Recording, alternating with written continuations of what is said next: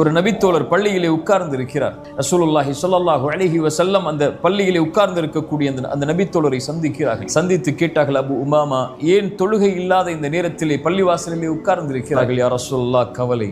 யா ரசூலல்லாஹ், கடன் மிகைத்திருக்கிறது. என்ன? அபு உமாமா, இந்த வார்த்தையை எல்லா தொழுகைக்கு பிறகும் சொல், எல்லா நேரங்களிலும் சொல்.